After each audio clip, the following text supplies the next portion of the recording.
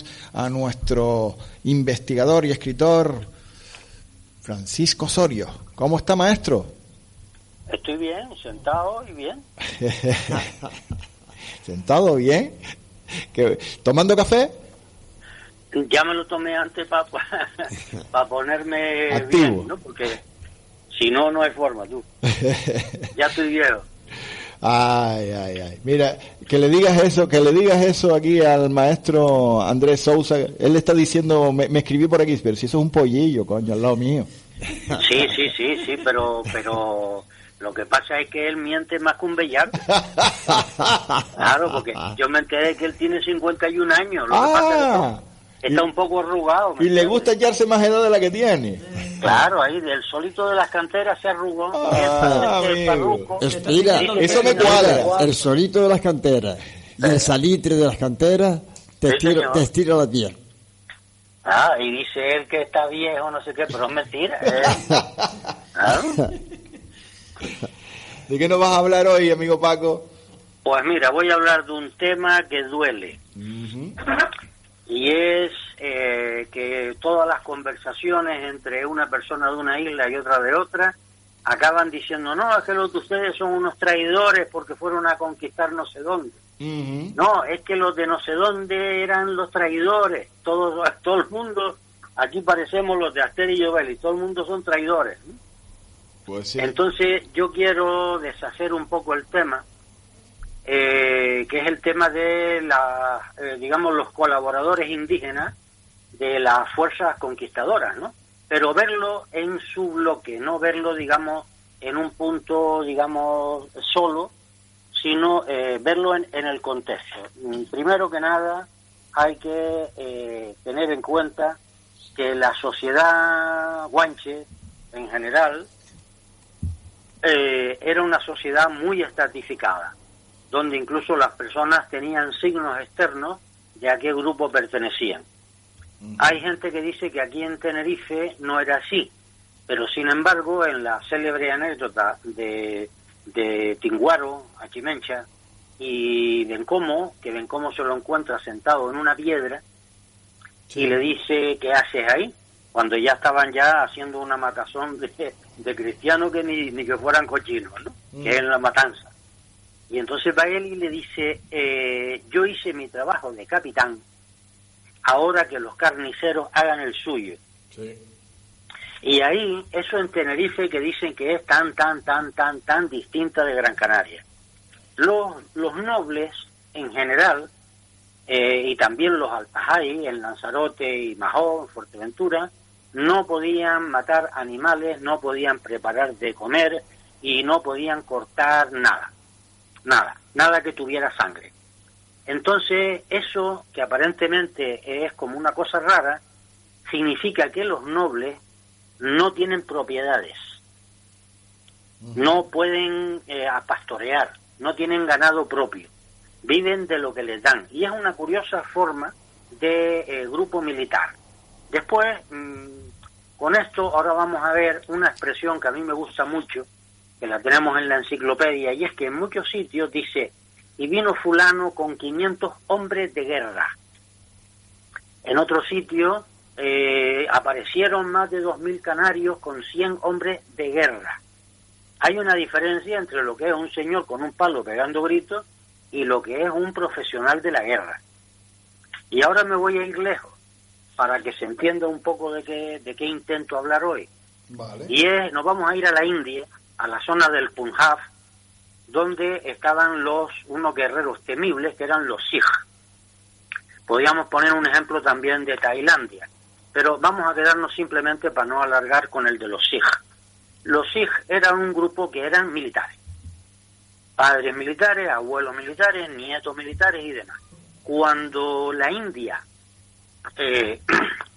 pierde la guerra y son conquistados por Inglaterra, esta gente se queda sin nada que hacer, porque ellos no saben hacer otra cosa que la guerra.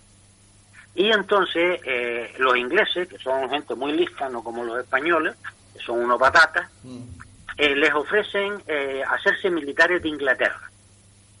Y de hecho son unos grandes soldados al servicio actualmente de Inglaterra.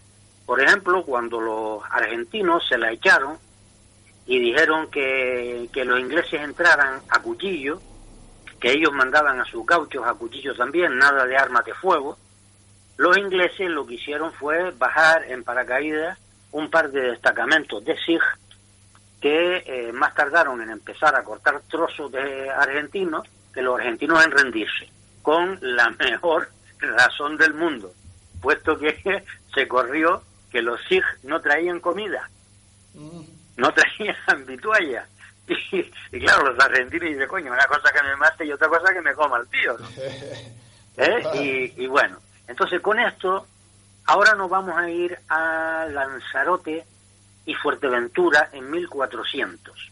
En 1400, y tengo aquí las citas, todo esto está en la enciclopedia, claro. Arqueros indígenas de Lanzarote y Fuerteventura, Bethencourt, y mandando gente de la suya y naturales de Lanzarote que ya estaban diestros en la flecha y arqueros, esto lo recoge Agustín del Castillo, 1737. Esto lo cogí por la edición de 1848, página 37. Y en otro texto, Bonet y Reverón, dice Bonet y Reverón, la conquista Canarias y la conquista franco-normanda, 1942, página 99. Y dice Reverón, y el dicho rey, Guadarfía, ha pedido al señor Bethencourt que le envíe paño para vestuarios y artillería. Ya veremos a qué se refiere con artillería. Dice, porque todos los habitantes de la isla de Lanzarote se inclinan a ser arqueros y hombres de guerra. No querían, no era pólvora. En aquel tiempo artillería incluía los arcos, y además con toda la razón del mundo, porque los arcos de aquella época podían atravesar a 3 personas puestas juntas, ¿no? La última cita de esto es de Osuna Iván de Gil, que la tomó de Suaznaga, que dice que en 1445 Juan de Bethencourt, con aquel otro cuerpo, lo leo completo porque le va a interesar, dice, y hasta podríamos decir, con el jurisconsulto y anticuario Suaznávar, que los orígenes de las milicias canarias, libro que ahora sale en segunda edición preparado por mí, arrancan de aquel cuerpo de arqueros organizado en Lanzarote en el año 1404 por Juan de Bethencourt, o de aquel otro cuerpo de arqueros isleños, 300, que en 1445 Hernán Peraza agregó al ejército para la conquista de las islas de Gran Canaria y Tenerife. Bueno, con esto vemos lo del arco. El arco tiene una gran importancia porque los indígenas nuestros, los guanches en sus diferentes nombres, no conocían el arco. Y aquí había, en aquella época y hasta hoy, todo lo necesario para fabricar muy buenos arcos. Tenemos puntas de obsidiana, tenemos nervios de cochino, que son los mejores para hacer el tensor del arco, y el arco, bueno, las maderas que tenemos aquí son una maravilla. Sin embargo, no tenían arco. Y la pregunta es, ¿cuándo pasaron ellos por África, que ya había arco, y ellos no conocen el arco? Y entonces esto, que no es un argumento mío, sino de otros varios, ¿no? Pero que yo lo tomo porque, claro, significa que la antigüedad de los pueblos canarios, en su paso por África, porque evidentemente no vinieron en avión ni en viaje marchand, ellos pasaron a pata por África. ¿Pero cuándo? Antes de que en África hubiera arcos. ¿Y desde cuándo hay constancia del arco en África? Pues aproximadamente desde el año 2000-2500 antes de Cristo, antes de la era común. ¿Y qué había antes? Exactamente, esto lo señaló Coscoy, que dice que había una igualdad de armas entre los dardos arrojadizos a mano y después unos dardos que se tiraban con una especie de propulsor, que es exactamente igual que el que todavía emplean los aborígenes en Australia. Es, digamos, un palito que lo coges con la mano, atrás tiene como una especie de bastón, de capucha, ahí, sí. ¿Sabes, no? Ahí sitúas el dardo y lo lanzas y coges una potencia tremenda. Bueno, colaboración de los guanches cristianos de Weimar en la conquista de Tenerife. Porque estoy digamos, el tema de hoy, que por supuesto esto da para 5 horas, pero vamos, para irlo planteando, ¿no? los guanches cristianos de Weimar eran todos unos traidores, unos malditos. No, es que eran cristianos. Eran cristianos. Y como cristianos que eran, los curas les comieron el coco y pelearon a favor de los cristianos de fuera, en contra de los idólatras de dentro. Pero eso, vamos, eso es común en todos los pueblos, ¿no? Pero hay una frase al final, esto lo escribió, este texto lo escribió Berkelot. Hay una frase al final que nos interesa mucho, porque dice que los guanches en la zona de Weimar fueron favorecidos en recompensa. Bueno, sí, los dejaron tranquilos, vivieron en paz, es verdad. Así nos lo prueban las noticias que sus descendientes comunicaron al padre Espinosa, todo esto es verdad. Y ahora la frase es genial de fin. Dice, este último resto de una antigua población conservó por largo tiempo sus usos y costumbres. Y eso es verdad, eso es verdad. En la zona, entendiendo por Weimar hasta, vamos, yo entiendo por Weimar hasta Abona, hasta allá abajo, ¿no? Estamos hablando de los reinos, no de los municipios actuales. Entonces, toda la banda sur, que como han demostrado Escribano y Medero, poco menos que en cada barranco había una Virgen de Candelaria, hicieron un estudio muy, muy interesante, demostrando que en efecto son cultos matriarcales, ¿no? Pues toda esta gente conservó costumbres muy antiguas y que fue donde mejor se conservaron. Porque claro, es una zona en la que prácticamente los únicos españoles que entraron eran, digamos, el secretario del ayuntamiento y el que cobraba el fielato, nadie más.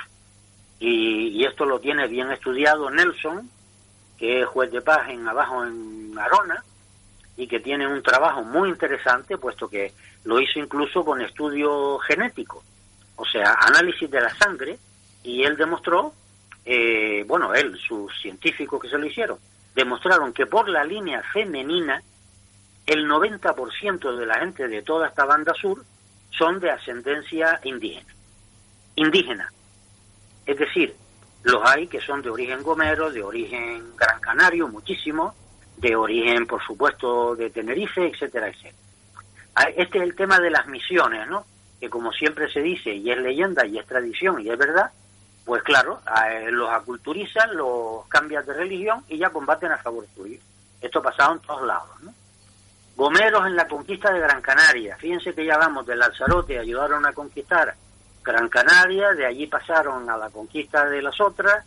Los gomeros vinieron a Gran Canaria con 150 soldados gomeros de Hernán Peraza, que fueron los que ayudaron a la supuesta captura del Kennesaw Semidán, y esta gente estaban especializados en espionaje.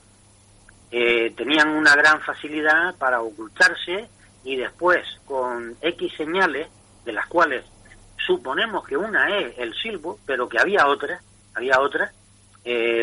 Yo he procurado recoger algunas técnicas de señales, imagínense, de los indios americanos, los indios originarios de Estados Unidos, en la guerra de Vietnam, que con unos palos y con una seña se entendían casi a modo de telégrafo, y nadie veía nada, ¿no?